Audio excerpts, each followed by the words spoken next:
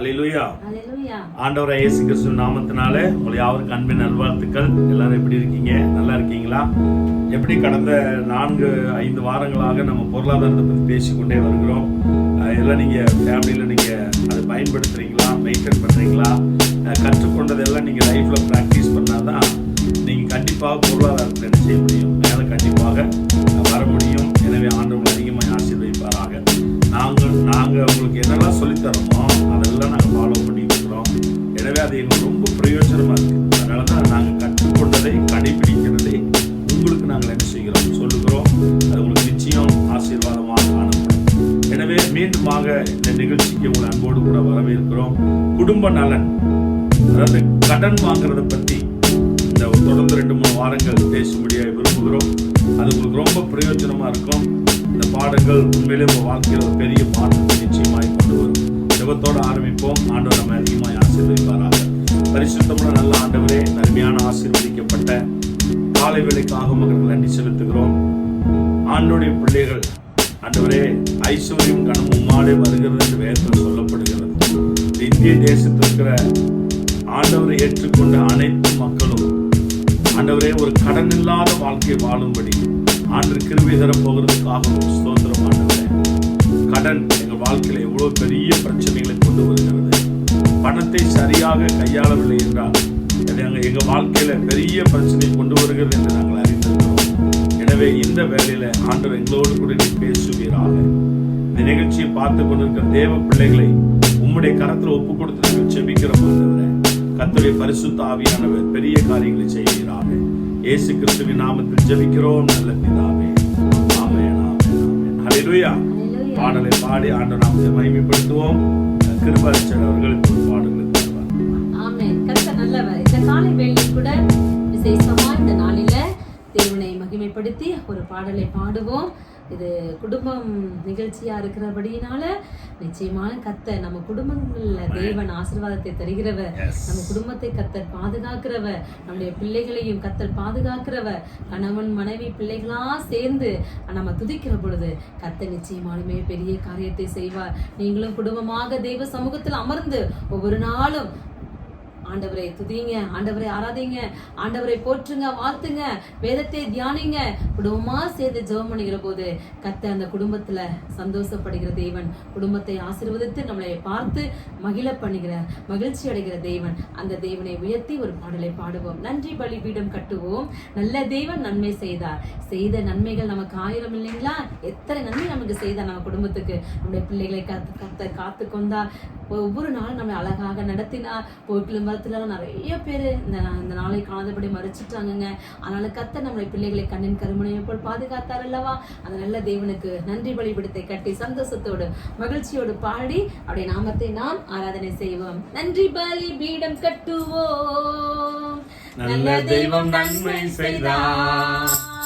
நன்றி பலிபீடம் கட்டுவோம். நல்ல தெய்வம் நன்மை செய்தார். செய்த நன்மை 1000 சொல்லி சொல்லி பாடுவேன். செய்த நன்மை 1000 சொல்லி சொல்லி பாடுவேன். நன்றி தகப்பனே, நன்மை செய்திரே. நன்றி தகப்பனே, நன்மை செய்திரே. ஜீவன் தந்து நீர் அன்பு கொண்டீர்.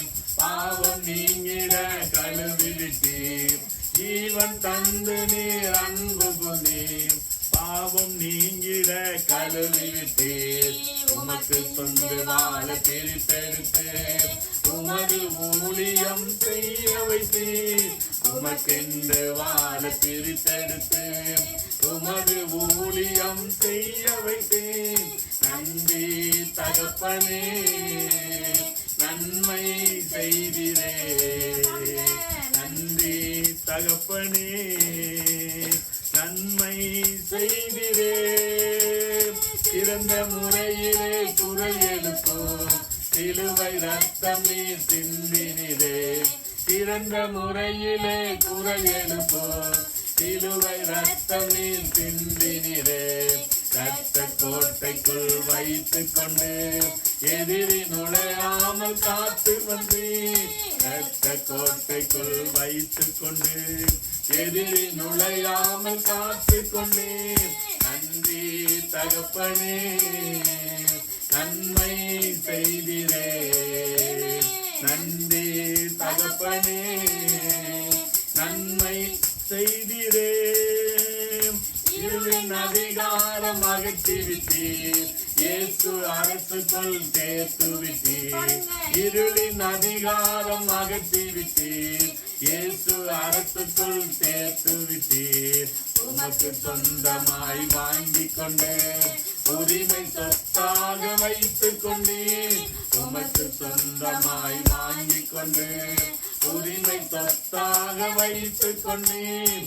நன்றி தகப்பனே, நன்மை செய்திரே.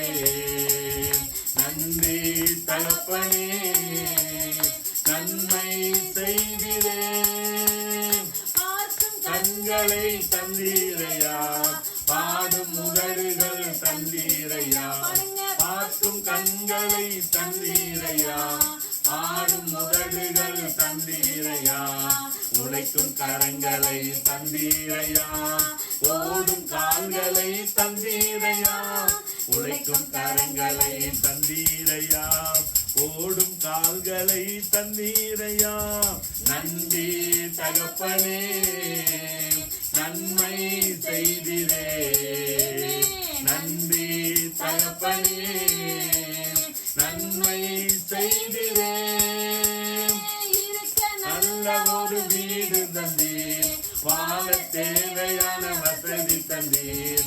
இருக்க நல்ல ஒரு வீடு தந்தீர், வாழ தேவையான வசதி தந்தீர். கடனையாக தினம் உழைக்க வைத்தீர். கடனை இல்லாமல் வாழ வைத்தீர். கடுமையாக தினம் உழைக்க வைத்தீர். கடனை இல்லாமல் வாழ வைத்தீர். நன்றி தகப்பனே, நன்மை செய்திரே.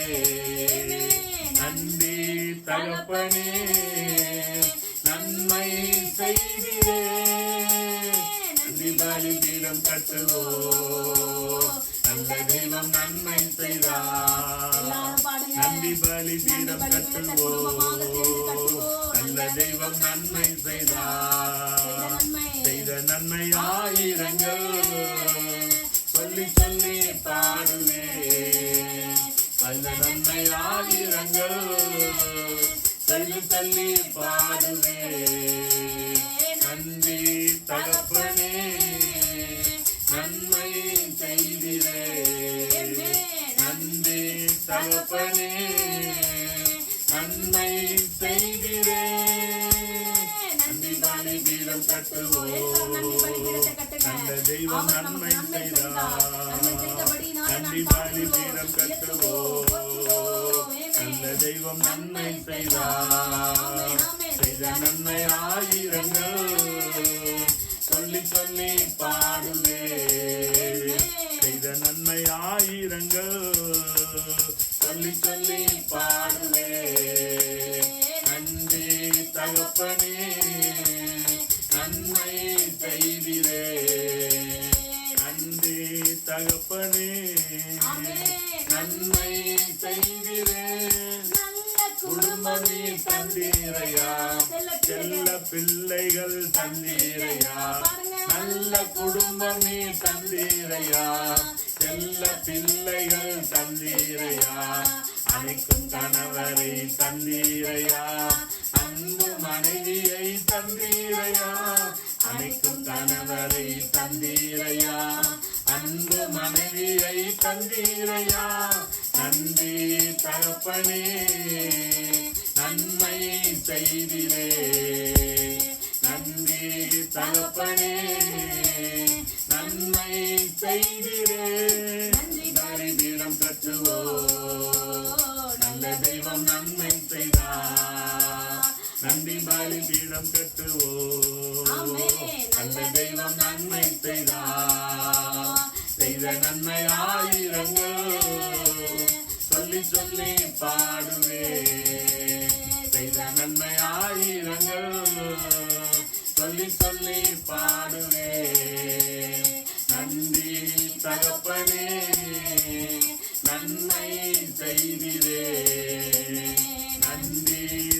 தகப்பனே நன்மை செய்திரே.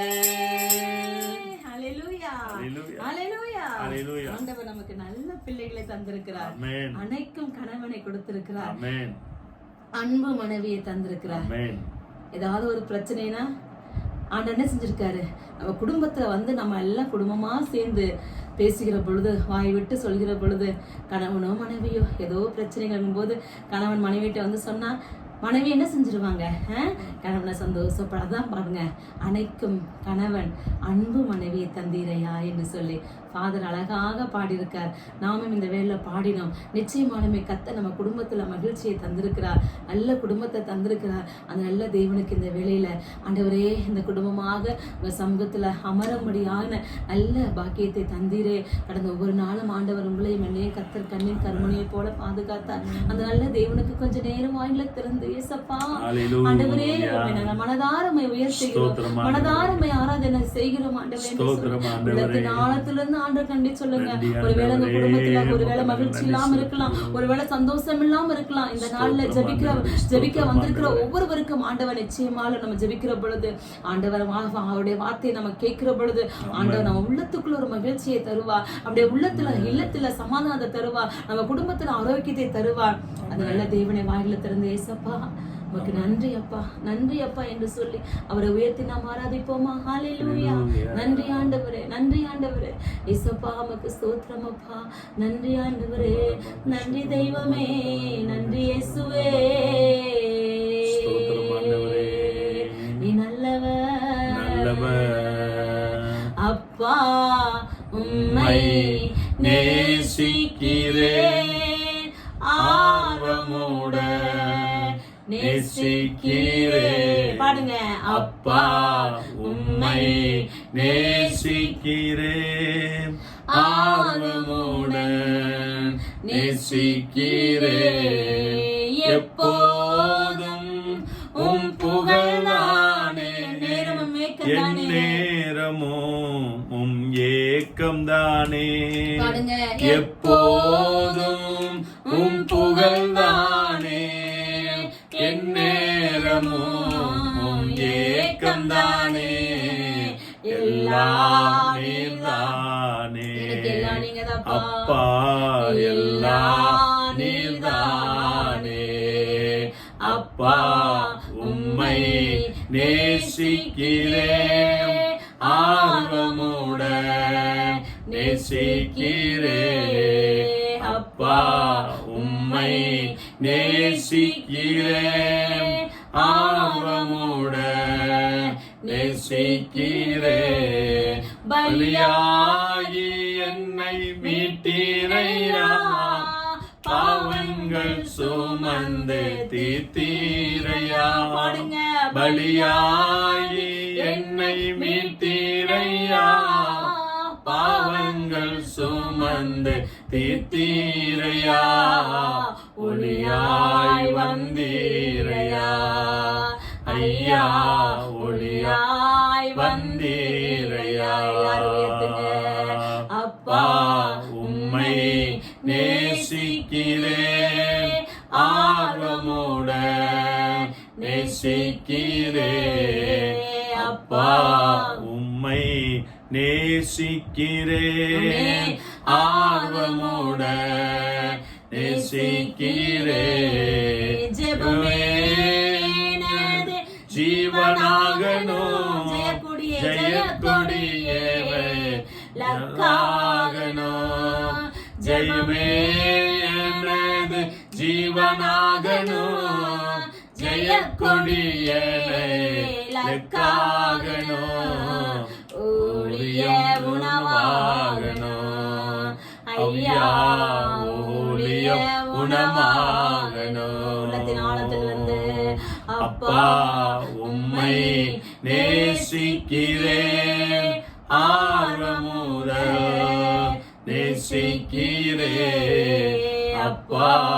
உம்மை நேசிக்கிறேன், ஆர்வமுடன் நேசிக்கிறேன் அப்பா. உம்மை நேசிக்கிறேன், ஆர்வமுடன் நேசிக்கிறே.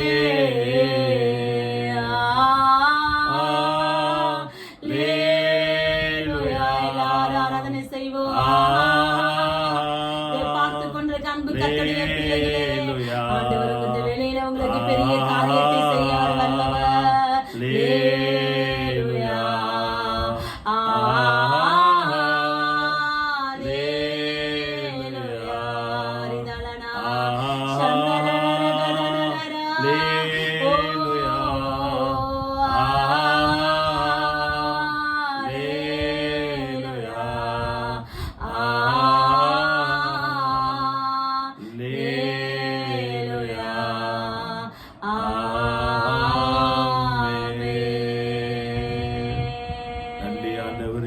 தெய்வமே நீ நல்லவர். ஸ்தோத்திரம் ஆண்டவரே, ஸ்தோத்திரம் ஆண்டவரே. அவர் சர்வ வல்லமையுடைய தெய்வம். ஸ்தோத்திரம் ஆண்டவரே. இந்த காலை வேளையில ஆண்டவரே, குடும்பமாக உங்க சமூகத்துல எப்படி நடக்கணும், எப்படி ஜீவிக்கணும், எப்படி இந்த சமுதாயத்தில் வாழ வேண்டும் என்று சொல்லி நீதான் எங்களுக்கு கற்றுத்தாங்க ஆண்டவரே. அவர் நமக்கு கற்றுக் கொடுக்கிற ஆவியானவர் நம்ம குடும்பத்தை எப்படி நடத்த வேண்டும் என்று சொல்லி ஆண்டவர் குடும்ப தலைவர்களுக்கும் குடும்ப தலைவிக்கும் ஆண்டவர் நிச்சயமாக இந்த நாள்ல ஒரு விசேஷித்த ஞானத்தை தர அவர் நல்லவர். அவர் சமூகத்துல வந்து கேட்கிற போது ஆண்டவர் நிச்சயமாலுமே அவர் கொடுக்கக்கூடிய வல்லமை உள்ள தெய்வம். அவர் சர்வ வல்லமையுடைய தெய்வம். இந்த வேளையிலையும் கூட அப்பா உங்க கரத்துல எங்களை ஒப்பு கொடுக்கிறோம் ஆண்டவரே. நீர் எங்களை நடத்துங்க. எங்க குடும்பத்துல நீங்க தான் வந்து வாசம் பண்ணணும். எங்க குடும்பத்தை சுற்றிலும் வேடியிட்டு பாதுகாக்கணும். யோபு சொன்னது போல ஆண்டவரே, யோபுவின் வீட்டை சுற்றிலும் வெளியிட்டு பாதுகாத்த என் தெய்வம் இந்த வேளையிலையும் கூட எங்க குடும்பத்தையும் சுற்றி நீங்க வெளியிட்டு பாதுகாத்து கொடுங்க. சத்துருவானவன் உட்புகுதலும் குடியேறி போகுதலும் இருக்கவே கூடாது ஆண்டவரே. இயேசுவின் ரத்தத்துக்குள்ள எங்க குடும்பங்களை ஒப்பு கொடுக்கிறோம். கிருபையின் பொற்பாத்துல தாழ்த்துகிறோம். ஆசீர்வதியும். இந்த வேளையிலையும் கூட நாங்கள் தியானிக்கிற வேத வார்த்தைகளுக்காக நமக்கு ஸ்தோத்திரம். நல்ல ஆண்டவரே, வார்த்தையை கர்த்தர் தருவீராக. பரிசுத்த ஆவியானவரே, நீர் எங்களை ஒருவரோடு கூட பேசுவீராக. நாம மாத்திரம் மகிமை பெறட்டும். இயேசுவின் நாமத்தில் பிதாவே. ஆமேன், ஆமேன், ஆமேன், ஆமேன். கர்த்தர் நம்மளை ஆசீர்வதிப்பாராக. இந்த வேளையிலையும் கூட ஆண்டவருடைய வார்த்தையை நாம் கேட்க போகிறோம். ஒவ்வொரு வாரமும் அழகாக குடும்பத்துல எப்படி நம்ம நடக்கணும்னு சொல்லி ஆண்டவருடைய வார்த்தை பாஸ்டர் அழகாக நமக்கு கற்றுக் கொடுத்து வருகிறார். இந்த நாளிலையும் கூட ஆண்டவர் நமக்கு என்ன நம்ம குடும்பத்தை எப்படி நடத்தணும்னு சொல்லி ஆண்டவர் கொடுக்கிற வார்த்தையை கேட்டு அதன்படி ஜீவிப்போம், அதன்படி வாழ்வோம். கர்த்தர் உங்களை ஆசீர்வதிப்பாராக. இப்பொழுது பாஸ்டருடைய கரங்களில். ஆமென். அல்லேலூயா. அல்லேலூயா. உங்களை அதிகமாக ஆசீர்வதிப்பாராக. கிறிஸ்தவ வாழ்க்கையில பொருளாதாரம் மிகவும் அவசியம். ஒரு குடும்பத்துல பொருளாதாரத்தை சரியா வச்சுக்கிட்டாங்கன்னா நிறைய காரியத்துக்கு நம்ம ஜெபிக்கலாம். நிறைய குடும்பங்கள் பொருளாதாரத்துக்காகவே ஜெபத்தில் அதிகமாக என்ன செய்யறோம், நம்ம நேரத்தை செலவிடுகிறோம் இல்லையா? கடன் பிரச்சனை, வேலை இல்லாத திண்டாட்டம், பண பிரச்சனைகள், தேவையானதை வாங்க முடியாத சூழ்நிலைகள், அத்தியாவசியமான பொருட்களை வாங்க முடியாத சூழ்நிலைகள், மற்றவர்கள் நம்மளை ஏளனமாய் பார்க்கக்கூடிய வகையில நம்ம சூழ்நிலைகள்லாம் என்ன செய்யறது சில சமயம் அமைந்து விடுகிறது. ஆனா பைபிள்ல ஆதியாகமத்தை வெளிப்படுத்தின வாசி பார்த்தீங்கன்னா கர்த்தர் அப்படி சொல்லல. ஆண்டவர் நமக்கு ஐஸ்வர்யத்தை சம்பாதிப்புக்கு உண்டான பலனை கர்த்தர் நமக்கு என்ன செய்யறாருங்க, தருகிறார். ஐஸ்வர்யமும் மகிமையும் தேவனாலே வருகிறது என்று வேதத்தில் என்ன செய்கிறது, சொல்லப்படுகிறது. கர்த்தரின் ஆசீர்வாதமே ஐஸ்வர்யத்தை தரும் என்று ஆண்டவர் என்ன செஞ்சிருக்காருங்க, பைபிள்ல சொல்லி இருக்கிறார். எனவே இந்த காலை வேளையில உங்களுக்கு பொருளாதாரத்தை பற்றி நாம் தொடர்ந்து பேசிக்கொண்டே வருகிறோம். எனவே இன்னைக்கு தான் இந்த நிகழ்ச்சி நீங்க முதல் தடவை பார்ப்பீங்கன்னா இதுக்கு முன்பதாக உள்ள பாடங்களை லைட்டா டச் பண்ணிட்டு இன்னைக்கு புது பாடத்துக்குள்ள நம்ம என்ன செய்ய போகிறோம். ஆண்டவருடைய பெரிதான கிருபையினாலே இது 6வது வாரமாக நாம் தியானித்துக் கொண்டிருக்கிறோம். எனவே ஒரு 1.5 மாதமாக, அதாவது அக்டோபர் மாசம் 2வது வாரத்திலிருந்து நம்ம என்ன செய்கிறோம், தொடர்ந்து நாம் தியானித்துக் கொண்டு வருகிறோம். 2வது வாரத்துல பார்க்கும்போது தேவனுடைய பங்கு என்ன அப்படின்னு சொல்லிட்டு நம்ம பார்த்தோம். தேவனுடைய பங்கு என்ன அப்படின்னு பார்த்தோம். ஏன்னா ஒரு குடும்பத்துல பொருளாதாரம் என்று வரும்போது நம்மளே பொருளாதாரத்தை டெவலப் பண்ண முடியாது. தேவனுடைய பங்கு கண்டிப்பா வேணும். அப்ப தேவன் என்னென்னலாம் அவர் பங்காக இருக்கிறார் அப்படின்னு சொல்லிட்டு நம்ம பார்த்தோம். அவர் தான் வானத்தையும் பூமியும் சிருஷ்டித்திருக்கிறாரு இல்லையா? அவரு எல்லாத்தையும் கொடுத்துருக்காரு. வெள்ளியும் பொண்ணும் அவருடையது என்று வேதத்தில் என்ன செய்யப்படுகிறதுங்க, சொல்லப்படுகிறது. எனவே அவருடைய பங்கு என்னங்கும் போது அவரை எல்லாத்தையும் படைச்சு நம்ம கையில கொடுத்துருக்கிறார். அதான் அவருடைய பங்குன்னு சொல்லி பார்த்தோம். அடுத்த வாரத்திலே நம்ம பார்க்கும்போது நமது பங்கு என்ன, அப்ப தேவன் நம்ம கையில கொடுக்கிற செல்வத்தை நாம் சரியான விதத்தை நிர்வாகம் பண்ண வேண்டும் என்று சொல்லி 2வது வாரத்திலே உங்களோடு கூட பேச ஆண்டவர் கிருபை தந்தார். 3வது வாரத்துல பொருளாதாரத்துக்கு வேலைக்கு ஒரு சம்பந்தம் இருக்கிறது. வேலையே இல்லைன்னா பொருளாதாரத்தை என்ன செய்ய முடியாதுங்க, நம்ம நிறைவேற்ற முடியாது. பொருளாதாரத்துல மேல வரணும்னா வேலை செய்ய வேண்டும் என்று வேதம் நமக்கு என்ன செய்யறதுங்க, கற்றுக் கொடுக்கிறது. அப்ப வேலை ஆண்டவர் என்ன செய்யறாரு, தருகிறார். ஆதாமுக்கு ஆண்டவர் கொண்டாந்து வேலையை விட்டு போறார். அதான் பெரிய ஆசீர்வாதம். அவனை கூட்டிட்டு வந்து அந்த நிலத்தை நீ என்ன செய்ய, பண்படுத்து அப்படின்னு சொல்லி சொல்றாரு. எனவே வேலை ரொம்ப அவசியம் சொல்லி பைபிள் சொல்லுகிறது. பவுல் சொல்றாரு, வேலை இல்லாம நீ சாப்பிடாதீங்க அப்படின்னு கூட பவுல் என்ன செய்கிறாருங்க, சொல்லுகிறார். இதை நம்ம 3வது வாரத்துல பார்த்தோம். 4வது வாரத்துல இந்த பணம் சார்ந்த முடிவுகள், அதாவது பணத்தை பத்தி நம்ம ஒரு முடிவு எடுக்கும் போது ஆலோசனை கண்டிப்பா வேணும். அதுல முதலாவது ஆலோசனை மனைவி. இன்னைக்கு மனைவி உட்கார்ந்துருக்காங்கன்னா எங்க வீட்டுல ஒரு பொருளாதாரத்தை பத்தி பார்க்கும்போது அவங்கள்ட்ட ஒரு விவரங்கள் கேட்கலாம். ஏன்னா நான் சில விஷயங்கள் தெரிஞ்சிருப்பேன், பெண்கள் சில விஷயத்தை தெரிஞ்சிருப்பாங்க, தெரிந்து வைத்திருப்பார்கள். அதனால ஆலோசனை கேட்க வேண்டும். அதான் அங்க வேதம் சொல்லுகிறது. 2வதாக நம்முடைய பெற்றோர்களுடைய ஆலோசனை. அவங்கள நம்ம குடும்பத்தில் ஆளாக்கி வளர்த்திருக்காங்க இல்லையா, அவங்களுக்கு ஃபைனான்ஸ் எப்படி மெயின்டைன் பண்ணணும் அப்படின்னு நன்றாக தெரியும். அப்ப அவங்க ஆலோசனைகளை நமக்கு கர்த்தர் நிச்சயம் என்ன செய்வாங்க, தருவார். 3வதாக ஆவிக்குரிய தாய் தகப்பன். நீங்க எந்த சர்ச்சுக்கு போறீங்களோ அந்த பாஸ்டர் நீங்க மேல வரணும்னு சொல்லி ஜெபம் பண்ணிட்டே இருக்கிறார் இல்லையா, அப்ப அவர்கிட்ட போனீங்கன்னா அவர் ஆலோசனை தருவார் ஆவிக்குரிய ரீதியத்துல. அதாவது நீ தேவனுக்கு தசமாத்து கொடு, தேவனுக்கு காணிக்கை கொடு. பாஸ்டருக்கு தெரியும் ஒரு ஆளு பொருளாதாரத்துல மேல வரணும் என்னென்னலாம் செய்யணும் பைபிள் இருக்குது.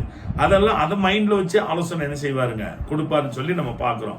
4வதாக நம்ம லைஃப்ல நம்ம சுற்று வட்டார நண்பர்கள், குடும்ப அங்கத்தினர்கள் எப்படி பொருளாதாரத்தை மெயின்டைன் பண்றாங்க அப்படின்னு சொல்லி பார்த்து அவங்களுடைய ஆலோசனைகளை நம்ம என்ன செய்யலாம், கண்டிப்பாக பெற்றுக்கொள்ளலாம். அது மாத்திரமல்ல, தேவையில்லாத ஆலோசனை பெறவும் கூடாது. குறி சொல்ற இடத்துக்கு போகிறது, நல்ல காலமாக்குறது, இதெல்லாம் நமக்கு தேவையில்லை. பண விஷயத்தை பொறுத்தளவுக்கு அது நமக்கு என்ன செய்யாதுங்க, செட் ஆகுதுன்னு சொல்லி அங்க நம்ம பார்க்கிறோம். எனவே இந்த நேரத்தில் அந்த ஆலோசனை பெறுவதை பத்தி நம்ம என்ன செஞ்சோம், 4வது வாரத்துல நம்ம பார்த்தோம். 5வது வாரத்துல செலவு செய்யறது எப்படி, போன வாரத்துல நம்ம என்ன செஞ்சோங்க, செலவு செய்யறத பத்தி நம்ம பார்த்தோம். ஏன்னா செலவு செய்யறதெல்லாம் நம்ம கடன் வாங்குவோமா வாங்க மாட்டோமா அப்படின்னு சொல்லிட்டு என்ன செய்யறதுங்க இருக்குது. நாங்களாம் கடைக்கு போனோம்னா கரெக்டா பிளான் பண்ணி என்ன வாங்குறோமோ அதை என்ன செய்யறோம், நம்ம அதை செய்து கொள்கிறோம். எனவே செலவுங்கிறது ரொம்ப முக்கியமான பாயிண்ட். போன வார காரியத்தை நான் திரும்ப உங்களுக்கு சொல்லிட்டு இந்த காலத்துக்குள்ள நம்ம போக போறேன்.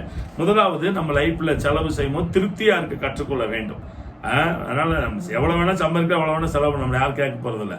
ஆனா திருப்திங்கிற வார்த்தைக்கு ஒரு இடம் கொடுக்கணும். சரி, இது போதும், இது போதும், இந்த பொருள் போதும், நம்ம வீட்டுக்கு இது போதும், நம்ம வசதிக்கு இது போதும் அப்படின்னு சொல்லிட்டு நம்ம என்ன செய்யணும், திருப்தியோடு கூட இருக்க வேண்டும். 2வது, இச்சையை தவிர்க்க வேண்டும் இல்லையா. நம்ம கையில் இருக்கிறத விட்டு பறக்கிறத பார்த்துட்டு கூடாது. நம்மகிட்ட என்ன இருக்கோ அது போதும், அவ்வளவுதான். இச்சை, அடுத்தவங்க என்ன பண்றாங்க, அவங்க இது என்ன வச்சிருக்காங்க, இவங்க என்ன வச்சிருக்காங்க, ஒரு வீட்டுல போய் அவங்க என்ன ஃப்ரிட்ஜ் வச்சிருக்காங்க, என்ன சோஃபா வச்சிருக்காங்க, அவங்க வீட்டுக்கு அது ஓகே, நமக்கு தேவையில்லை. நமக்கு தேவையானது கடவுள் நிச்சயம் என்ன செய்வாருங்க, தருவார்னு சொல்லி பார்க்கிறோம். 3வது பார்க்கும்போது கம்பாரிசன் இருக்கக்கூடாது.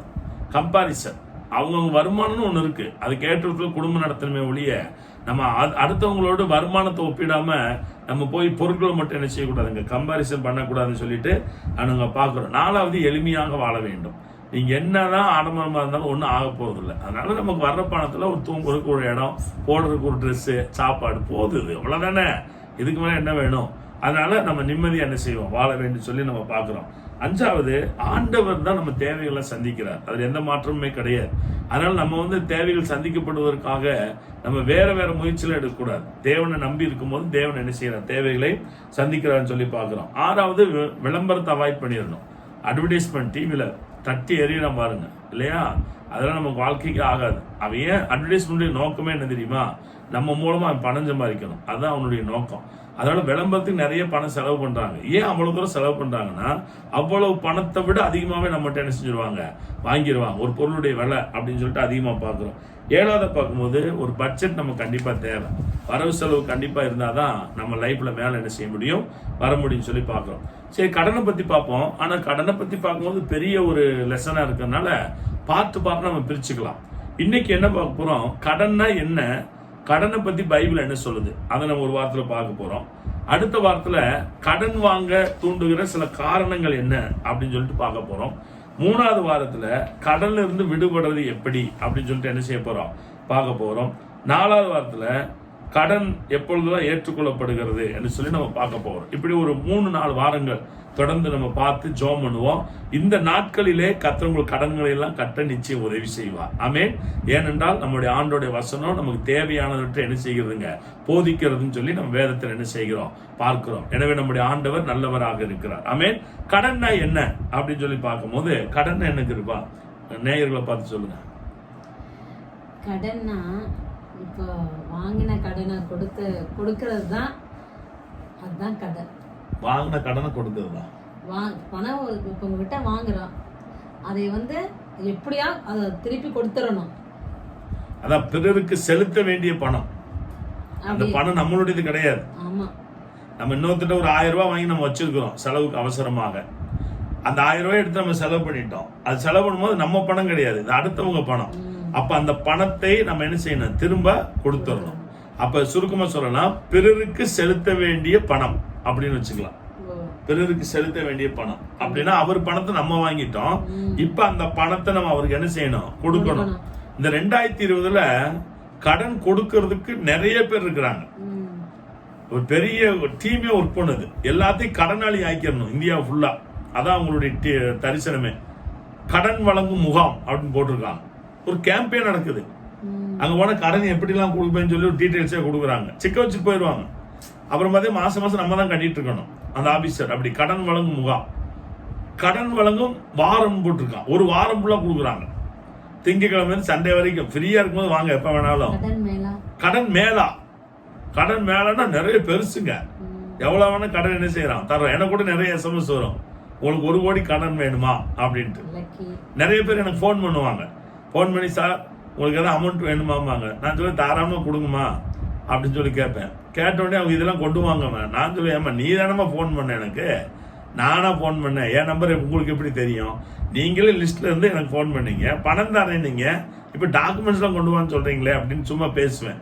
பேசுவேன்னா அவங்க என்ன செஞ்சிருவாங்க, சரிங்க சார் வச்சா நான் ஃபோன் அப்படிம்பாங்க. புரிஞ்சுட்டீங்களா? கடன் வழங்கும் மேலா. நான் அன்னைக்கு கூட பார்த்தேன், ஒரு பேங்க்காரவங்க நடன்மாடும் கடன் வழங்கும் வண்டின்னு போட்டு போகுது. என்னதான் சொல்றது, மக்களை வீட்டுக்கே கடன் கொடுக்குறியான்றாங்க. நடமாடும் ஏடிஎம் இருக்கு பாத்தீங்களா, மொபைல் ஏடிஎம், அது மாதிரி. நீ பேங்க்ல வர வேணாம், நாங்க பேங்க்கு உங்க வீட்டுக்கு வந்துடுறோம். ஏன்னா நிறைய பேங்க் பணத்தை வச்சு என்ன செஞ்சு கடனை கொடுக்குற வழியை பாக்குது. அதனால மனிதர்கள் பஸ்ல ஏறி வண்டியில ஏறி போறதுக்குள்ளேயும் நம்ம போயிடுவோம் அப்படின்ட்டு அது ஒரு பேங்க் பிளான் பண்ணிருக்கு பாருங்க. நடமாடும் கடன் வழங்கும் வாகனம் போட்டு அதுல பாத்தீங்கன்னா ஒரு அக்கௌண்ட் இருக்கிறாரு, ஒரு மேனேஜர் இருக்கிறாரு. அவங்க சம்பளம் கொடுத்து பேங்க் சொல்லுது போய் கடன்லாம் கொடுத்துட்டு வாங்க அப்படின்ட்டு. இப்போ இந்த உலக நாடுகள் முழுவதும் பாத்தீங்கன்னா தனிப்பட்ட தனிநபர் கடன் என்ன செய்யுதுங்க, என்கரேஜ் பண்ணுது. சிலர்லாம் கடன் வாங்கக்கூடாதுங்கிற முடிவுல இருந்தா கூட இந்த மாதிரி செய்யறதுனால போய் கடன் என்ன செஞ்சுக்கிறாங்க, மாட்டிக்கிறாங்க. நாங்க மேக்சிமம் போறது இல்ல, இருக்கிறது இருக்கட்டும், போறதும் போகட்டும், அவ்வளவுதான். கடன்ல மட்டும் போய் என்ன செய்யக்கூடாதுங்க, மாட்டவே கூடாது. எனக்கு தெரிஞ்ச அங்க ஒருத்தர் சொல்லுவார், சிறு கடன் சீரழிச்சிடும் அப்படிப்பாரு. கடன் சிறுசுதான், சீரழிச்சிடும். மாசமான கட்டணும், வம்பா போயிடும். மாட்டினீங்கன்னா 1 மாசம் கட்டல, முடிஞ்சு போச்சு. கொரோனா சமயத்துல பேங்க் அனௌன்ஸ்மெண்ட் பண்ணிச்சு வட்டியெல்லாம் வாங்க கூடாதுன்னு. நம்மளால கடன் வாங்கணும், வட்டி போட்டு தீட்டான், அவ்வளவுதான். நீ கவர்மெண்ட் சொல்ல அங்க போய் கேளுங்க அப்படின்றான், அவ்வளவுதான். அவங்க அங்க சும்மா வாயில அறிக்கை விட்டுட்டாங்க, பேப்பர்ல சொல்லணும்ல, வாயில அறிக்கை விட்டுட்டாங்க. கடைசியில் எங்க யாரை போய் கேட்கறது, பாவம் அவங்கவுங்க என்ன பிரச்சனை, கட்டலன்னு வண்டி தூக்கி போயிடுவானே. சிறு கடன் சீரழிக்கும் அப்படிங்கிற வார்த்தை ரொம்ப முக்கியமாக என்ன செய்யறதுங்க இருக்கிறது அப்படின்னு சொல்லிட்டு நம்ம என்ன செய்யறோம் பாக்குறோம். கடன்கிறது கிரெடிட் கார்டு எல்லாத்தையுமே இருக்கு. கிரெடிட் கார்டு இன்னைக்கெல்லாம் டீசெண்டா கடன் வாங்குறாங்க. இதெல்லாம் கடன் வாங்குறதுக்கு கஷ்டப்படுவாங்க. சிறுபிள்ளையா இருக்கும் போதெல்லாம் பாத்தீங்கன்னா கடன் வாங்கினா மற்றவங்க போய் 50 ரூபா வாங்குறது கஷ்டமா இருக்கும். அங்க ஒரு 50 ரூபா கொடுங்க, வீட்டுக்கு தேவையா இருக்கு, அப்புறம் அடுத்த வாரம் கொடுக்குறேன் அப்படின்னு. கந்து வட்டிம்பாங்க, அதாவது 100 ரூபா ஞாயிற்றுக்கிழமை நிறைய இருக்கு. கந்து வட்டி, மீட்டர் வட்டி, நாள் வட்டி எவ்வளவு இருக்குன்றீங்க. 100 ரூபா போய் வாங்கினோம்னா கந்து வட்டிக்கு 75 ரூபா தான் கொடுப்பாங்க. ஆனா வாரம் 10 ரூபா கட்டிடணும். அப்ப 10 ரூபா 25 ரூபா அதிகமா இது பாருங்க, நமக்கு 25% வட்டி. அதுக்கு பேரு. நம்ம என்ன பண்றோம், ஒரு 75 ரூபா கிடைச்சா போதும், வாரந்தோறும் 10 ரூபா கட்டிடலாம் அப்படின்னு சொல்லிட்டு. அப்ப கிரெடிட் கார்டுகள் இன்னைக்கு நிறைய இருக்கு. கிரெடிட் கார்டு பேங்க்லயே கூப்பிட்டு கேட்கறாங்க, உங்க கார்டு கிரெடிட் கார்டு பண்ணிடலாமா, பொருள் வாங்கிட்டீங்க அப்புறம் பணம் கட்டுங்க அப்படின்ட்டு. அப்படி சில சமயம் பாத்தீங்கன்னா வங்கி கடன்கள், பேங்க்காரவங்க நான் சொன்ன மாதிரி நடமாடும் பேங்க் அப்படிலாம் இருக்குது இல்லையா. நண்பர்களிடத்துல வாங்கிய கடன், சில பேர் பேங்குக்கே போக மாட்டாங்க, எத்தனை லட்சம் வந்தாலும் ஃப்ரெண்ட்ஸ்ல ரொட்டேஷன் பண்ணிடுவாங்க. இவங்ககிட்ட 2, அவங்ககிட்ட 2, அவங்க 2, இவங்க 2, 10 லட்சம் வாங்கிடுவாங்க. அவ்வளவுதான். இங்க கடனை கட்ட அங்க வாங்கி கட்டுவாங்க, அங்க கடனை கட்ட சுந்தர்ட்ட 2 லட்ச ரூபா வாங்குவாங்க. வாங்கி பிசினஸ் பண்ணிட்டு சுந்தர்ட்ட 2 லட்ச ரூபா கட்டணுமா, மூர்த்திட்ட 3 லட்ச ரூபா வாங்கிடுவாங்க. வாங்கி 2 லட்ச ரூபா கட்டிட்டு 1 லட்ச ரூபா வீட்டு செலவுக்கு வச்சுக்குவாங்க. அப்புறம் மூர்த்தி கடன் அடிக்கிறது பாண்டியன்ட்டு போய் 4 லட்ச ரூபா கடன் வாங்குவாங்க. வாங்கி 3 லட்சத்தை கட்டி 2 லட்சத்தை கட்டிட்டு இங்க 1 லட்சம் வச்சுக்குவாங்க. இப்படி பாத்தீங்கன்னா ஒரு 5-6 லட்சம் என்ன செஞ்சிருங்க, கடன் ஆயிரும். பேங்குக்கே போக மாட்டாங்க. இவர்கள் நண்பர்களிடத்துல வாங்கிய கடனை என்ன செய்யுதுங்க இருக்கு. சொத்து கடன், சொத்து பத்திரத்து போய் அடகு வச்சிருவாங்க. கடகு வச்சு மாசம் மாசம் கட்டுறேன்ட்டு கடைசியில சொத்தை வந்து கவர்மெண்ட் ஜப்தி பண்ணிட்டு போயிடும் வக்கீல். ஐயோ அதெல்லாம் எவ்வளவு பெரிய கொடுமை தெரியுங்களா. கஷ்டப்பட்டு இடத்த வாங்கி வீட்டை வாங்கி கடைசி ஜப்தி பண்ணிட்டு போயிடுவான். அடமான கடன், பொருட்களை இப்போ அடமானம் வைக்கிறது. நான் சின்ன பிள்ளையா இருக்கும்போது பாத்திரத்துல கூட அடமானம் வைப்பாங்க. பித்தளை அண்டா குடம் அதெல்லாம் கூட அடமானம் வச்சு 100 ரூபாய் என்ன செய்வாங்க வாங்கிட்டு வருவாங்க. இன்னைக்கு அதே மாதிரி அடமானம் நகையை கொண்டு வைக்கிறாங்க. நகை முங்கி போயிருச்சுன்னா என்ன ஆகும் பாருங்க, ரொம்ப கஷ்டம். அப்ப இதெல்லாம் இந்த கடன் சொல்லி சொல்றோம். நம்ம சுத்தி ரவுண்ட் அடிச்சுட்டே இருக்கு. சரி, கடனை பத்தி பைபிள் என்ன சொல்லுது? வாங்க சொல்லுதா வேண்டான்னு சொல்லுதா? அதை பத்தி நம்ம என்ன செய்ய போறோம்? இன்னைக்கு ஒரு 5 காரியத்தை என்ன செய்ய போறோம், பார்க்க போறோம். முதலாவதா பார்க்கும்போது ரோமர் 13:8 ஒருவரிடத்தில் ஒருவர் அன்பு கூறுகிற கடனே எல்லாமே மற்றொன்றிலும் ஒருவனுக்கும் கடன்படாதிருங்கள். பவுல் சொல்றாரு ஒருத்தனும் கடன்படாதீங்கன்றார். கடன் இல்லாத வாழ்க்கையே மேன்மையான வாழ்க்கை. அப்ப கடன் வந்து பைபிள் தடை பண்ணுது, வேண்டாங்குது. கடன் வந்து இருக்கக்கூடாது அப்படிங்குது. கடன் வந்து என்ன செய்யக்கூடாதுங்க, இருக்கக்கூடாது அப்படிங்குது. சில இடத்துல மண்ணு தடை பண்ணிருப்பாங்க, சிகரெட் குடிக்க கூடாது அப்படின்னு. ஆனா நம்ம பொதுவாகவே என்னன்னா எதை கூடாதுங்கிறோமோ அதை செஞ்சு பழகிட்டோம். இது எங்க ஆரம்பிச்சிச்சு? ஆதாமியாவட்ட ஆரம்பிச்சிச்சு. எல்லா பழத்தையும் சாப்பிட்டுக்க ராஜா, இந்த பழத்தை மட்டும் சாப்பிடாதேன்னா அந்த பழத்தை தான் போய் அவன் சாப்பிட்றான். பிசாசு என்ன பண்றான், அதை தான் டார்கெட் வைக்கிறான். இன்னைக்கு நம்ம வீட்டுல அப்படித்தான் சின்ன பிள்ளைகிட்ட ஒரு பாக்ஸை கொடுத்துட்டு மம்மி டாடி வர மாதிரி நீ திறக்க கூடாதுன்னு சொல்லிட்டு வாங்க. நம்ம போயிட்டு வரவங்களும் திறந்து பார்த்துருவாங்க. சொல்லாம போயிட்டா கூட திறக்க மாட்டாங்க. ஆனா திறக்க கூடாதுன்னு சொல்லிட்டு போயிட்டீங்கன்னா அதை கண்டிப்பா என்ன செஞ்சிருவாங்க, திறந்துருவாங்க. அப்ப எதை கூடாதுன்னு பைபிள் சொல்லுதோ அதை செய்வதற்கு பிசாசானவன் நம்ம என்ன செஞ்சிருவான், பயன்படுத்திடுவான். அப்ப பைபிள்ல வந்து கடன் வேண்டாங்குது. கடன் படாதிருங்கள், யாருக்குமே கடன் படாதீங்க. கடன் இல்லாத வாழ்க்கை தான் நல்ல ஒரு கிறிஸ்தவ வாழ்க்கை அப்படின்னு வேதத்தில் என்ன செய்யப்படுதுங்க, எழுதப்படுகிறது சொல்லி பார்க்கிறோம். இரண்டாவதாக அதுல பார்க்கும்போது என்ன அப்படின்னு சொல்லி பாத்தீங்கன்னா நீதிமொழி 22:7 வாசிங்க. ஐஸ்வர்யவான் தைத்திரனே ஆளுகிறான், கடன் வாங்கினவன் கடன் கொடுத்தவனுக்கு அடிமை. கடன் வாங்கினவன் கடன் கொடுத்தவனுக்கு அடிமை. முதலாவது வந்து கடன் தடை செய்யப்படுகிறது. ரெண்டாவது வந்து கடன் நம்மள ஒரு அடிமைத்தனத்துல போய் விட்டுருது. பாவத்துக்கு தான் அடிமையானு இல்ல, கடனும் கூட அடிமையாகலாம். பாவம் செய்கிற எவனும் பாவத்துக்கு அடிமையா இருக்கிறான், பைபிள் இருக்கு. கடன் வாங்கினவன் எவனும் கடனுக்கு அடிமையா இருக்கிறான். அவ்வளவுதான். பணத்தை மட்டும் யார்கிட்டயே வாங்கிட்டோம், நம்ம வந்து அவங்களுக்கு மறைமுகமா அடிமை தான். வணக்கம் போடுவோம், குட் மார்னிங் போடுவோம், பிரைஸ் லார்ட் போடுவோம். எவ்வளவு பெரிய பிரச்சனை தெரியுங்களா? அதனாலதான் வேதவசனம் ஐஸ்வர்யவான் தரித்திரனை ஆளுகிறான். பணம் நம்மகிட்ட இல்லைன்னு நமக்கு மேல இருக்கவங்க பணத்தினால நம்மளுக்கு என்ன செய்வாங்க, ஆளுகை செய்வாங்க. கடன் வாங்கினவன் கடன் கொடுத்தவனுக்கு என்னவா இருக்கிறாங்க, அடிமைத்தனமா இருக்காங்க. கடன் நம்ம லைஃப்ல இருந்துச்சுன்னு வச்சுங்களேன், நம்ம பணத்தை சுதந்திரமா செலவு கூட பண்ண முடியாது. ஏன்னா நம்ம கண்ணை சுத்தி என்னதான் ஓடிட்டு இருக்குங்க, கடன் தான் ஓடிட்டு இருக்கும். நல்லா கவனிங்க. அப்போ கடன் நம்ம வாழ்க்கையில என்ன செய்யக்கூடாது, இருக்கக்கூடாது. கடன் வந்து அடிமைத்தனத்துக்கு நம்மள என்ன செய்யுது, உட்படுத்துகிறது. குடும்பமே அடிமைத்தனத்துக்குள்ள போயிடுது. நீங்க எப்ப ஜோம் பண்ணாலும் பிறருக்கா உங்களால ஜோம் பண்ணவே முடியாது. ஏன்னா உங்களுக்கு நிறைய கடன் இருக்கிறதாச்சு. அப்ப அந்த கடனை மாத்துங்க ஆண்டவரே என்ன செய்யலாம், நம்ம ஜோம் பண்ணுவோம். கடன் வாங்குறது ஈஸி, கட்டுறது ரொம்ப கஷ்டம். கடன் ஒரே நாள்ல வாங்கிடலாம், 10 லட்சம் ரூபாய். கட்டுறது வாழ்க்கை ஃபுல்லா கட்ட வேண்டிய வரும். கட்ட முடியாத சூழ்நிலை வந்துருச்சுன்னா யோசிச்சு பாருங்க. ஒண்ணு இல்லைங்க, இப்ப கொரோனா சமயத்துல கொரோனா வர்றது யாருக்குமே தெரியாது. ஆனா எல்லாம் இஎம்ஐ போட்டு எல்லாம் வாங்கிட்டாங்க. மக்கள் என்ன பாடுபட்டாங்க தெரியுமா? 5 மாசம். பேங்கர் அதெல்லாம் முடியாதுன்றான். அவனுக்கு நம்ம கஷ்டமெல்லாம் வேண்டாம்டா, நீ பணத்தை கொண்டு வா அப்படின்றான். இல்லாட்டி ஃபைனுக்கு மேல ஃபைன் அப்படின்றான். மனிதாபிமானமே இல்லைங்க. எல்லாம் அப்படித்தான் வாங்குவாங்க.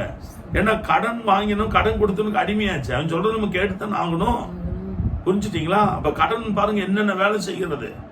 அதான் பைபிள் ஆண்டு கடனை ஸ்டாப் பண்றாரு. வேண்டாம், நீ வாங்காத, கடன் வாங்காதிருங்கள். கடன் வந்து நம்ம என்ன செய்யுது, அடிமைத்தனத்துக்கு உட்படுத்துகிறதுன்னு சொல்லி பார்க்கிறோம். பழைய ஏற்பாட்டுக்குள்ள வந்து பாத்தீங்கன்னா 2 காரியம் சொல்லப்படுகிறது. முதலாவது பார்க்கும்போது நம்ம கீழ்ப்படியாம இருந்தோம்னா அதுக்கு சாபமா வர்றதுதான் கடன். திரும்ப சொல்லுகிறேன், கீழ்ப்படியாம நம்ம இருந்தோம்னா அதுக்கு சாபமா வரக்கூடியதுதான் கடன். கடன் வந்து ஒரு சாபங்க. வேதத்துல நீங்க வாசிச்சு பாத்தீங்கன்னா அங்கே உபாகமம் 28:15 வாசிங்க. இன்று நான் உனக்கு விதிக்கிற உன் தேவனாகிய கர்த்தருடைய எல்லா கற்பனைகளின்படியும் கட்டளைகளின்படியும் நடக்க கவனமா இருக்கிறதற்கு அவர் சத்தத்திற்கு செவி கொடாதே போவாயாகில் இப்பொழுது சொல்லப்படும் சாபங்கள் எல்லாம் உன்மேல் வந்து உனக்கு பலிக்கும். நீ 43 வசனம். உன் நடுவில் இருக்கிற அந்நியன் உனக்கு மேற்பட்டு மென்மேலும் உயர்ந்திருப்பான், நீ மிகவும் தாழ்த்தப்பட்டு போவாய்.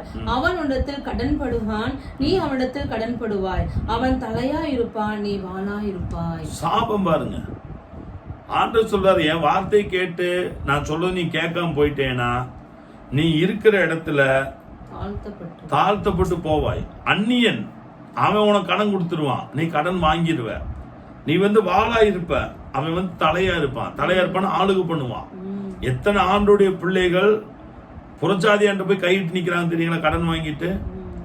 ஆண்டுடைய பிள்ளைகள் இயேசு அறியாத மக்கள்கிட்ட போய் காசை வாங்கிட்டு அவங்க சொல்றதை இவங்க கேட்டுட்டு இருக்காங்க. அதுக்கு பேர் தாங்க சாபம். ஆண்டோடைய பிள்ளைகள் பண்ணா பரவாயில்ல, ஆண்டவர் அறியாத பிள்ளைகள் ஆண்டவர் அறிஞ்ச பிள்ளைகள் மேல அதிகாரம் பண்ணிட்டே இருக்கிறாங்க. அதனால ஆண்டவர் சொன்னாரு, கீழ்ப்படியாம போனேன்னா கடன் வந்து உன் லைஃப்ல என்னவா வருகிறதுங்க? சாபமாக வருகிறது. அந்த சாபத்தை முறியடிக்கத்தான் இயேசு என்ன செஞ்சாருங்க? சிலுவையில ரத்தம் சிந்தினார். அதனாலதான் அவர் என்ன பண்ணாரு? தரித்திரர் ஆனார். எதுக்கு? நம்ம ஐஸ்வர்யங்கள் ஆகும்படிக்கு. ஏன்னா ஆண்டோடைய பிள்ளைகள் தரித்திரம் இருக்க வேணும்னு பைபிள் சொல்லுது. ஆண்டவர் இஸ்ரவேல் ஜனங்க என்ன சொன்னாருன்னா, எளிமையானவர்கள் உன் தேசத்தில் இல்லாதிருப்பதில்லை. அப்ப எளிமையானவர்களுக்கும் கையை தரேன்னா நம்மளே எளிமையா இருந்தா அப்ப நமக்கு என்ன பண்றது? நம்மளே நிறைய பேர்ட்டு போய் உதவி எதிர்பார்த்துட்டு இருக்கிறோம், ஆண்டவர்கிட்ட உதவி எதிர்பார்க்கிறோம். நம்மளே எளிமையா தானே இருக்கிறோம். ஆனா ஆண்டு அப்படி சொல்லல, உன் தேசத்தில் எளிமையானவர்கள் இல்லாத இருப்பதில்லை, மற்றவர்களுக்கு கையை விரிவாய் தர அப்படின்னு ஆண்டவர் என்ன செய்யறாருங்க? சொல்லுகிறார். அப்ப பைபிள் வந்து கடனை பத்தி என்ன சொல்லுது? சாபம். அப்ப இந்த நிகழ்ச்சியை பார்த்து கொண்டிருக்கிற நீங்கள் உங்க வீட்டுல கடன் இருந்துச்சுன்னா சாபம் இருக்குன்னு அர்த்தம். அப்ப அந்த கடன்ல இருந்து விடுபடுவதற்கு ஆண்டவர் நிச்சயம் உங்களுக்கு என்ன செய்வாருங்க? உதவி செய்வார். நடந்து போச்சு, இன்னைக்கு கவலைப்பட்டு பிரயோஜனம் இல்லை. கடன் வாங்கிட்டீங்களா? பரவாயில்ல, இந்த நிகழ்ச்சி நீங்க தொடர்ந்து பாருங்க. நான் இதுக்கு முன்னாடி சொன்ன 5 காரியமும் டிஸ்கிரிப்ஷன்ல இருக்கு, வீடியோ யூடியூப்ல போய் நீங்க பார்க்கலாம். தொடர்ந்து பார்த்தீங்கன்னா தான் பொருளாதாரத்தில் நீங்க என்ன செய்ய முடியும்? மேல வர முடியும். அப்ப பழைய ஏற்பாட்டுல பைபிள்ல சாபங்கிறது சாப லிஸ்ட்ல தான் கடன் ஆண்டவர் என்ன செஞ்சிருக்காருங்க? வைத்திருக்கிறார். ஆசீர்வாத லிஸ்ட்ல என்ன வச்சிருக்காரு? நீ அநேக ஜாதியில் கடன் கொடுப்பாய், நீ கடன் வாங்க மாட்டேன்னு வச்சிருக்கிறாரு. ஆனா சாப லிஸ்ட்ல என்ன வச்சிருக்காரு? அந்நிய உனக்கு கடன் தருவான், அவன் தலையா இருப்பான், நீ வாளா இருப்பேன்னு சொல்லி ஆண்டவர் என்ன செஞ்சிருக்காருங்க? சொல்லியிருக்காருன்னு சொல்லி பாக்குறோம். ஆனா கீழ்ப்படியும் போது ஆண்டவர் நம்ம கடன்ல இருந்து விடுதலை பெற ஆண்டவர் என்ன செய்யறாருங்க? உதவி செய்கிறார். உபாகமம் 28 1, 2, 12 3 வசனத்துல வாசிக்க கேட்போம். உபாகமம் 28 1, 2, 12. இன்று நான் உனக்கு விதிக்கிற உன் தேவனாகிய கர்த்தருடைய கட்டளையின்படி எல்லாம் செய்ய நீ கவனமா இருக்கும்படிக்கு அவர் சத்தத்துக்கு உண்மையாய் செவி கொடுப்பாயானால் உன் தேவனாகிய கர்த்தர் பூமியுள்ள சகல ஜாதிகளிலும் உன்னை மேன்மையாக வைப்பார். நீ உன் தேவனாகிய கர்த்தரின் சத்தத்துக்கு செவி கொடுக்கும் போது இப்பொழுது சொல்லப்படும் ஆசீர்வாதங்கள் எல்லாம் உன்மேல் வந்து உனக்கு பலிக்கும். உண்மையில் வந்து உனக்கு என்ன செய்யுங்க? பலிக்கும். 12வது வசனம். ஏற்ற காலத்தில் உன் தேசத்திலே மழை பெய்யவும் நீ கையிட்டு செய்யும் வேலைகளில் எல்லாம் ஆசீர்வதிக்கவும் கர்த்தர் உனக்கு தமது நல்ல பொக்கிஷசாலி ஆகிய வானத்தை திறப்பார். நீ அநேக ஜாதிகளுக்கு கடன் கொடுப்பாய், நீயோ கடன் வாங்காதிருப்பாய். நீ கடன் வாங்க மாட்ட, நீ நிறைய பேருக்கு கடன் கொடுப்ப. அப்ப ஆண்டவருடைய வார்த்தை கீழ்ப்படிந்து நடக்கும் போது என்ன நடக்கிறது? கர்த்தர் நம்மளை கடனிலிருந்து விடுதலை செய்வது மாத்திரமல்ல, நிறைய பேருக்கு கடன் கொடுப்பதற்கும் கர்த்தர் நம்முடைய வருமானத்தை அதிகரிக்க பண்ணுகிறார். புரிஞ்சுட்டீங்களா? இந்த வார்த்தையில தெளிவா படிச்சு கொள்ள வேண்டும். நம்ம அட்ஜஸ்ட் பண்ணிலாம் வாழ முடியாது. அட்ஜஸ்ட் பண்ணி வாழ்ந்தீங்கன்னா எதையும் அச்சீவ் பண்ண முடியாது. அப்ப நம்ம கரெக்டா வாழ்ந்தாதான் இந்த கடன்ல இருந்து நம்ம என்ன செய்ய முடியும்? வெளியில வர முடியும். அதை நம்ம என்ன செய்கிறோம்? பார்க்கிறோம். அப்ப பழைய ஏற்பாட்டு காலத்துல கீழ்ப்படிதல், கீழ்ப்படியாமை 2 வார்த்தை. கீழ்ப்படியாம இருந்துட்டோம்னா கடன் வந்து நமக்கு சாபமா இருக்குது. கீழ்ப்படிஞ்சிட்டோம்னா அந்த கடன்ல இருந்து, அதாவது சாபத்திலிருந்து கர்த்தர் நமக்கு என்ன செய்யறாருங்க? விடுதலையை தருகிறார் அப்படின்னு சொல்லி பைபிள் என்ன செய்யப்படுகிறதுங்க? சொல்லப்படுகிறது. 4வது பார்க்கும்போது கடன் எதிர்காலத்தை பறிச்சு திங்க் பண்ண வைக்குது. கடன் வந்து என்ன வைக்க வேண்டியதுங்க? எதிர்காலத்தை பறிச்சு திங்க் பண்ண வைக்குது. எல்லாரும் எப்படி கடன் வாங்குறாங்க? சரி, நமக்கு மாசம் இவ்வளவு வருமானம் வருது இல்ல, அந்த வருமானத்தை வாங்கி என்ன செஞ்சிடலாம், கட்டிடலாம். அப்ப எதிர்காலத்தை பற்றி அவங்க ரொம்ப திங்க் பண்ண ஆரம்பிக்கிறாங்க. நான் அந்த கம்பெனி விட்டு என்ன செய்ய மாட்டேன், போக மாட்டேன் அப்படின்ட்டு. ஒன்றும் இல்லைங்க, ஒரு ஒரு எனக்கு தெரிஞ்ச ஒரு நண்பர் அவருக்கு துபாயில் வேலை கிடைச்சிச்சு. அங்கே போய் வேலை செஞ்சார். வேலை செஞ்சோடனே என்ன பண்ணார், மாதம் கொஞ்சம் வருமானம் என்ன செஞ்சு அவருக்கு கிடைச்சிச்சு. கிடைச்சோன்னே என்ன பண்ணியிருக்கணும், இவரை சேர்த்து வச்சிருக்கலாம். உங்கள் பணம் தானேங்க, நீங்கள் சேர்த்து வச்சு நீங்கள் தாராளமாக செலவு பண்ணியிருக்கலாம். இவர் என்ன பண்ணிட்டாரு, அங்கே வேலை தொடர்ந்து இருக்குன்னு நினச்சிட்டு ஒரு வீடு கட்டிட்டார். வீடு கட்டி லோன் போட்டு வாங்கிட்டார். எனக்கு அந்த வேலையை காமிச்சு லோன் வாங்கிட்டார். அரசாங்கம் கொடுத்துருச்சு. பேங்க்காரங்க என்ன உங்களுக்கு எவ்வளோ இன்கம் வருதுன்னு பார்ப்பாங்க. பார்த்துட்டு அதில் பணம் கொடுத்துருவாங்க. அப்போ பார்த்தீங்கன்னா பணத்தை என்ன செஞ்சுட்டாங்க, கொடுத்துட்டாங்க. ஆனால் நடந்த என்ன சம்பவம்னா, ஒரு 4-5 மாதம் தான் அந்த லோனை கட்டிகிட்டே இருந்தார். கிட்டத்தட்ட ஒரு 4-5 வருஷமாக கட்ட வேண்டிய லோன் அது. ஒரு 3-4 மாதம் 6 மாதம் கட்டின உடனேயும் துபாயில் ஏதோ ஒரு பிரச்சனை வந்ததுனால வேலையை விட்டு கம்பெனி அவங்களை என்ன செஞ்சிருச்சு, வீட்டுக்கு அனுப்பிச்சிருச்சு. வீட்டுக்கு அனுப்பிச்ச பிறகு அப்புறம் மாசம் பணம் கட்டணும்ல. அப்ப துபாயில சம்பாதிக்கிற சம்பாதிப்பு நம்ம இந்திய தேசத்துல கிடைக்காது, தமிழ்நாட்டுல கிடைக்காது. அந்த மனுஷன் இங்க வந்த பிறகு 2-3 மாசம் தொடர்ந்து பணம் கண்டு படாத பாடுபட்டு கடைசியில் என்னாச்சு தெரியுங்களா, அந்த வீட்டை மிகவும் குறைஞ்ச விலைக்கு வித்து அந்த கடன் என்ன செஞ்சாருங்க, கட்டினார். மன உளைச்சல் எந்த அளவுக்கு அதை பார்த்து பார்த்து பார்த்து பார்த்து என்ன செஞ்சிருப்பாங்க, கட்டியிருப்பாங்க. அப்ப கடன் வாங்கும் போது நம்ம என்னன்னா எதிர்காலத்தை பிளான் பண்ணிடுறோம். நமக்கு இவ்வளவு வருமானம் இருக்குது, நம்ம இதை வச்சு என்ன செஞ்ச கடனை கட்டிடலாம் அப்படின்னு சொல்லிட்டு. ஆனா அப்படி இருக்கக்கூடாதுன்னு பைபிள் என்ன செய்யுதுங்க, சொல்லுகிறது. யாக்கோபு 4:13-15 வாசிங்க. மேலும் நாங்கள் இன்றைக்கு அல்லது நாளைக்கு இன்ன பட்டணத்துக்கு போய் அங்கே 1 வருஷம் தங்கி வியாபாரம் செய்து சம்பாத்தியம் பண்ணுவோம் என்கிறவர்களே கேளுங்கள். நாளைக்கு நடப்பது உங்களுக்கு தெரியாதே, உங்கள் ஜீவன் எப்படிப்பட்டது. கொஞ்சம் ஆதலால் ஆண்டவருக்கு சித்தமானால் நாங்களும் உயிரோடு இருந்தால் இன்னதை செய்வோம் என்று சொல்ல வேண்டும். அவங்க என்ன பிளான் பண்றாங்க பாருங்க. நாங்க இந்த பட்டணத்துக்கு போய் இவ்வளவு வியாபாரம் பண்ணி பணம் சம்பாதிப்போம். சரி சொல்றீங்க, ஆனா நாளைக்கு உங்களுக்கு நடக்கிறது தெரியாது. இதே சம்பவம் இன்னொரு காரியம் நான் கேள்விப்பட்டேன். என்ன அப்படின்னா, ஒரு வீட்டுக்கார் குடும்பத்துல நல்ல ஒரு கணவன் மனைவியா வாழ்ந்திருக்காங்க. அவர் என்ன பண்ணிட்டாரு, ஒரு கம்பெனியில் நல்லா வேலை செஞ்சுட்டு இருக்கும் போது கம்பெனியை நம்பி லோன் வாங்கி வீட்டை என்ன செஞ்சுட்டாருங்க, கட்டிட்டாரு. ஆனா இந்த கொரோனா சமயத்துல, கொரோனா ஆரம்பிக்கும் போதே மார்ச் மாசத்துல என்ன பண்ணிட்டாரு, அவருக்கு ஹார்ட் அட்டாக்ல இறந்துட்டார். ஒய்ஃபுக்கே தெரியாதுங்க அவருக்கு எவ்வளவு கடன் இருக்குன்னு. ஒய்ஃபுக்கே என்ன செய்யாது, தெரியாது. அந்த அம்மா பாருங்க, வீட்டுக்காரர் நம்பிட்டு இருந்தாங்க. அந்த அவர் இறந்த பிறகு ஒரு 2-3 வாரம் கழிச்சு பாத்தீங்கன்னா வீட்டை ஜப்தி பண்ண வந்துட்டாங்க. கடனை கட்டல, உங்க வீட்டுக்காரர் இறந்து போயிட்டா நீங்க எப்படி கட்டுவீங்க கடனை அப்படின்ட்டு எல்லாம் விசாரிக்க வந்துட்டாங்க. அதுக்கப்புறம் தான் அந்த அம்மாவுக்கு தெரியும் இவ்வளவு கடன் இருக்குன்னு. அது கொஞ்சம் நெஞ்சம் 35-40 லட்சம். ஒரு வீட்டுக்கார் வருமானம் நின்று போச்சுன்னா எப்படி ஒரு பெண்ணு வேலை செஞ்சு எப்படி 45 லட்சம் கடனை கட்ட முடியும்? அப்ப அவர் எந்த நினைப்புல கடனை வாங்கினாரு, நாளைக்கு நான் வேலைக்கு போய் கட்டுவேன், வேலைக்கு போயிட்டே இருக்கிறேன். அதான் ஆண்டோடைய வசனம். நாளைக்கு நடக்க உனக்கு தெரியாது இல்ல, நாளைக்கு நீ உயிரோடு இருப்பியா, இன்னைக்கு தான் இருக்கிற, நாளைக்கு இருப்பியா? ஆண்டோடைய வசனம் அதான் சொல்லுது. நிச்சயம் கிடையாது நம்ம கையில. மரணம் நமக்கு எப்ப வேணாலும் வரலாங்க. நம்ம கவனமா தான் வாழணும். நம்ம குடும்பத்தாரு கடனை நம்ம என்ன செய்யக்கூடாதுங்க, வாங்கி வச்சுட்டு நம்ம மறிக்க கூடாது. இன்றைக்கு அல்லது நாளைக்கு நடப்பது உங்களுக்கு தெரியாதே. உங்கள் ஜீவன் எப்படிப்பட்டது, கொஞ்ச காலம் தோன்றிய பின்பு தோன்றாமல் போகிற புகைய மாதிரி இருக்குது. அது காலையில பூத்து மாலையில மறைகிற பூவை போல இருக்கு. காலையில் பூத்து மாலையில் மறைபவன் நாதா, மலர் போல் பூத்து நிழல் போல் மறைபவன் நாதா, மலர் போல் பூத்து நிழல் போல் மறைபவன் நாதா. அல்லேலூயா. யோசிச்சு பாருங்க மனுஷனுடைய வாழ்க்கை. போன முறை என் ஃப்ரெண்டு ஒருத்தர் இறந்துட்டாருங்க. நாளைக்கு நடக்கும் உங்களுக்கு தெரியாது இல்ல. நீங்க எதுக்கு அவ்வளவு தூரம் கடனை வாங்கி வைக்கிறீங்க? எவ்வளவு பாதிக்கப்படுறாங்க குடும்பம், யோசிச்சு பாருங்க. அப்போ எதிர்காலத்தை குறித்து நினைக்க செய்கிறது. கடன் வாங்கின பிறகு எதிர்காலத்துல 2 ஆங்கிள் நினைக்கிறாங்க. ஒண்ணு என்னன்னா, அந்த கடன் நம்ம எப்படி கட்டுவோம் அப்படின்னு. நைட்டு படுத்தாலும் கனவுல கடன் தான் வரும், காலைல எந்திரிச்சாலும் கடன் தான் வரும். யாரும் ஜெப குறிப்பு கொடுக்கணும் உடனே கடன் எழுதி கொடுத்துருவோம், அவ்வளவுதான். ஏன்னா அதை தவிர நமக்கு வேற எந்த ஜெப குறிப்புமே இல்லையே. இந்த ஆங்கிள் எதிர்காலத்தை நினைக்க வைக்குது பாருங்க. நைட்டு படுத்தாலும் தூக்கம் வர மாட்டேங்குது. வீட்டுல மனைவி ஏதாவது சந்தோஷமா கேட்கறாங்க, இப்ப என் ஒய்ஃப் இருக்கிறாப்புல, என் மனசு விட்டு இது வாங்கி கொடுங்கன்னா என் மனசுல கடன் தான் ஞாபகத்துக்கு வரும். கடன் வாங்கி வச்சிருந்தேன்னா என் மனைவி சேலை வாங்கி கொடுக்கப்பல கடனை கட்டிக்கலாமே அப்படின்னு நினைப்பு வரும். எனக்கு ஒரே ஒரு மகன் இருக்குன்னா அவன் ஏதாவது கேட்கறான் விருப்பப்பட்டு, அவனுக்கு கொடுக்கறப்ப கடனை கட்டலாமே அப்படின்னு. அப்ப குடும்பமே பாதிக்கப்பட்டுரும் கடன்ல போயிட்டீங்கன்னா.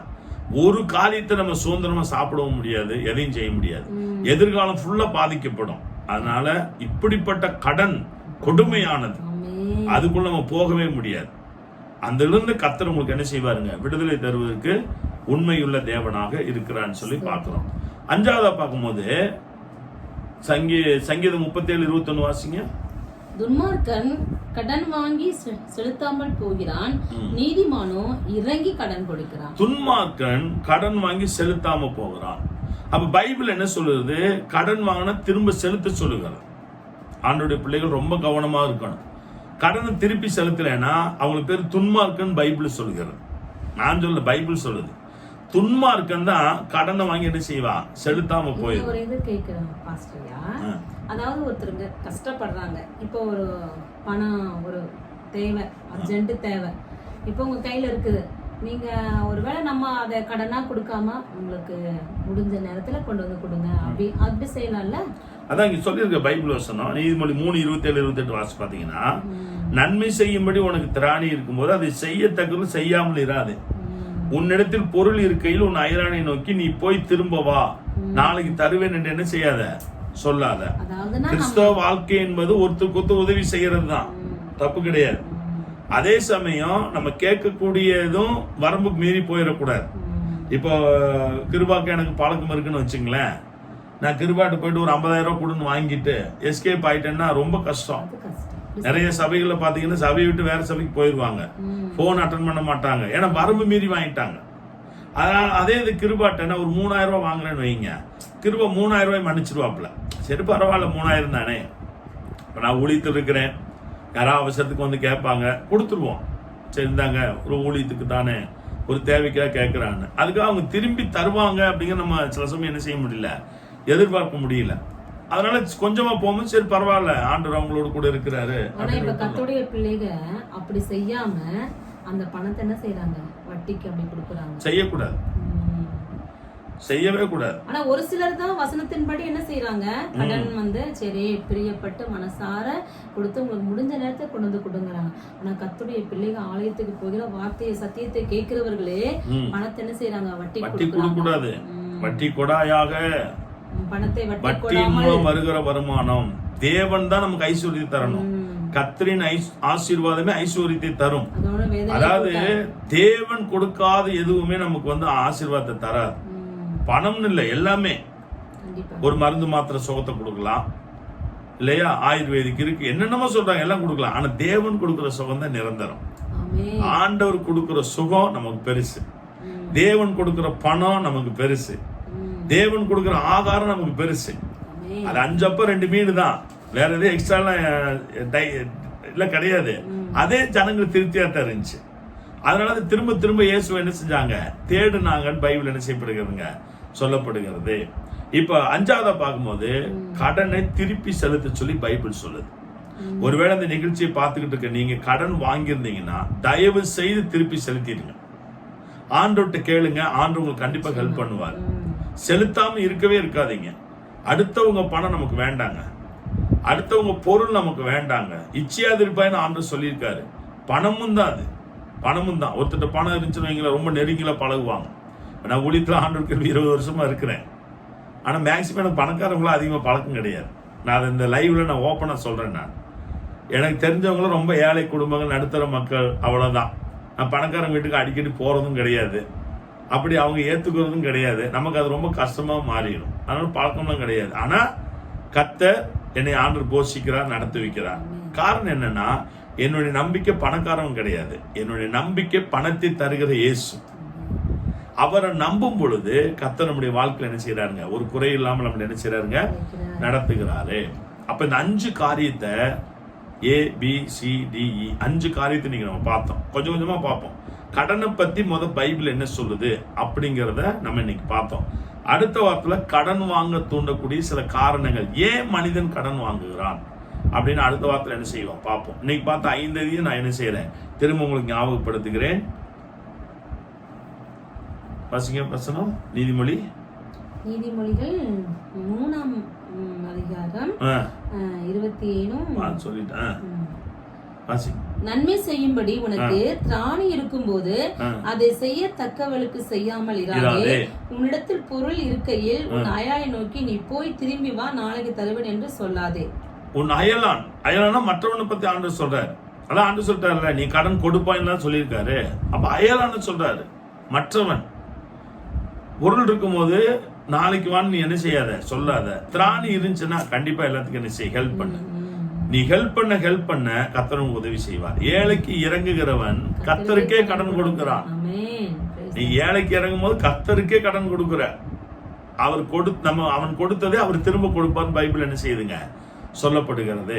அப்போ கடனை பத்தி பைபிள் என்னன்னு சொல்லுது, கடன்னா என்ன, அதைத்தான் நீங்க பார்த்தோம். மற்றவர்களுக்கு நாம் கொடுக்க வேண்டிய பணம், அவர்களுடைய பணம், அதுக்கு பேர் என்னதுங்க, கடன் சொல்லி பார்க்கிறோம். கடன் பைபிள் என்ன சொல்றது, கடன் தடை செய்யப்பட்ட ஒரு காரியம். புகையில தடை செஞ்சுட்டாங்க தமிழ்நாட்டுல. அப்ப யார் புகையில என்ன செய்யக்கூடாதுங்க, போடக்கூடாது. அதே மாதிரி கடன் ஆண்டு தடை பண்ணிட்டாரு ஆல்ரெடி. நல்ல ஒரு உண்மையான கிறிஸ்தவ குடும்பம், ஆண்டவர் மேல அன்புள்ளவங்க கடனே வாங்க மாட்டாங்க. ஏன், எங்க ஆண்டவர் வேணான்ட்டாரு. எங்க ஆண்டவர் வேணான்ட்டாரு, நான் செய்யவே மாட்டேன். அப்ப கடன் என்ன செய்யக்கூடாதுங்க, இருக்கக்கூடாது.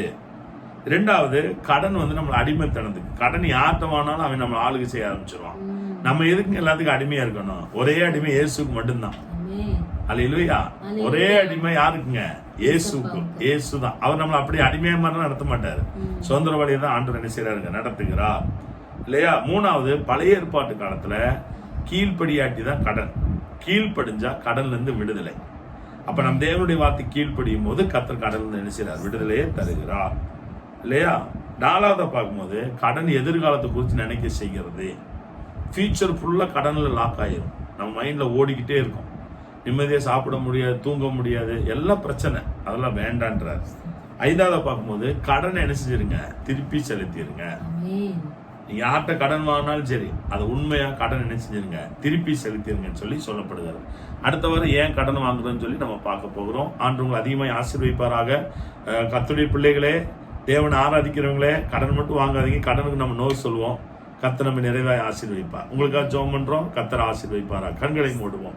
பரிசுத்தமும் நல்ல பிதாவே, நன்மையான ஆசீர்வதிக்கப்பட்ட ஆண்டவரே, காலை வேளைக்காக உமக்கு நன்றி செலுத்துகிறோம்.